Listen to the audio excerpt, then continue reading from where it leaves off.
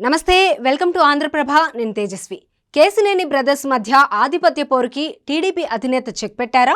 BJP నుండి తన శిష్యుడు సుజనా చౌదరిని బెజవాడ బరిలో నిలపబోతున్నారా? పిల్లిపోరు పిట్టా తీర్చింది అన్నట్టు నాని చిన్నీల మధ్య పోరును చంద్రబాబు సుజనాతో తీర్చబోతున్నారా? చంద్రబాబు ఆజ్ఞలను తూచా తప్పకుండా శిరసావహిస్తానంటున్న నాని కట్టప్ప ప్రతిజ్ఞ వెనుకున్న వ్యూహమేంటి? కుటుంబంలో కలహాలు కామన్ అంటూనే అన్న బాధ్యతని తన భుజాల మీద వేసుకున్న చిన్ని లెక్కేంటి? పొత్తులో భాగంగా వచ్చే ఎన్నికల్లో విజయవాడ లోక్సభ స్థానం నుండి బీజేపీ బరిలోకి దిగనున్నట్లు వార్తలు వస్తున్నాయి. బీజేపీ నుండి సుజనా చౌదరి విజయవాడ బరిలో నిలుస్తారని అంటున్నారు.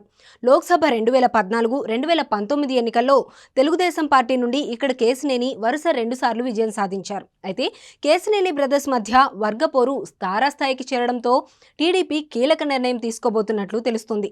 పొత్తుతో ఎన్నికలకు వెళ్తున్న తెలుగుదేశం, జనసేన పార్టీలు భారతీయ జనతా పార్టీ కోసం వేచి చూస్తున్నాయి.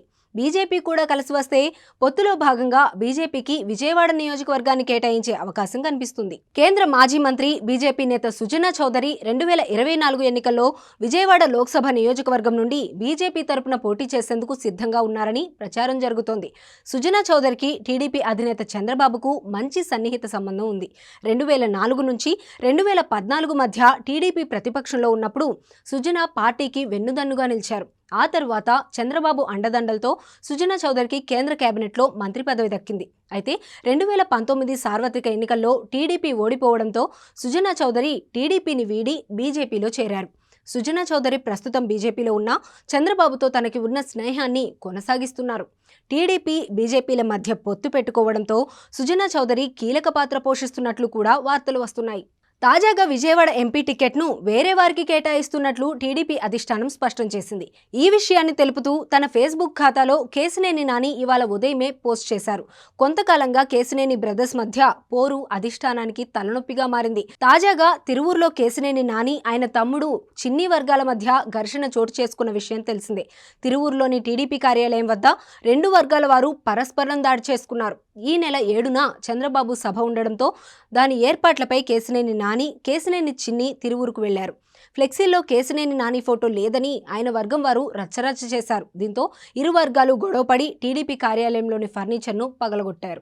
ఈ నేపథ్యంలో టీడీపీ అధిష్టానం కీలక నిర్ణయం తీసుకుంది. కేసినేని నానితో టీడీపీ మాజీ మంత్రులు ఆలపాటి రాజా, నెట్టెం రఘురాం, మాజీ ఎంపీ కొనకళ్ళ నారాయణ భేటీ అయ్యారు.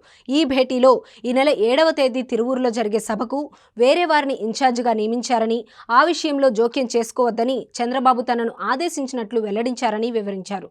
వచ్చే ఎన్నికల్లో తన స్థానంలో విజయవాడ లోక్సభ అభ్యర్థిగా వేరే వారికి చంద్రబాబు అవకాశం ఇవ్వాలనుకుంటున్నారని, ఎక్కువగా పార్టీ వ్యవహారాల్లో తనను జోక్యం చేసుకోవద్దని ఆదేశించారని తనకు తెలియజేసినట్లు చెప్పారు.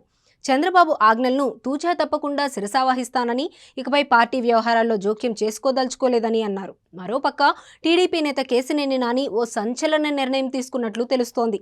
పార్లమెంటు సభ్యత్వంతో పాటు పార్టీ సభ్యత్వానికి ఆయన రాజీనామా చేయనున్నట్లు చెబుతున్నారు. భవిష్యత్తు కార్యాచరణను తొందరలోనే ప్రకటించే ఛాన్స్ కనిపిస్తోంది.